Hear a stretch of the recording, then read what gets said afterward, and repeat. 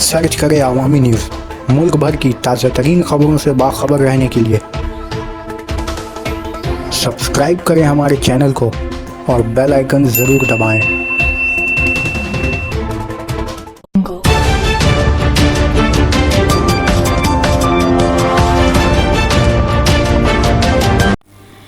विजय सम्मेलनी उत्सव का रंगारंग प्रोग्राम जलपाईगुड़ी 21 अक्टूबर। ममता बनर्जी की हिदायत पर विजय सम्मेलनी उत्सव 2019 का इनेकाद बिलाकुबास के बटतल्ला केवलपाड़ा नमन बुनियादी विद्यालय मैदान में किया गया है। इसका एहतमाम शिकारपुर के टीएमसी कमेटी के मैदान में किया गया था।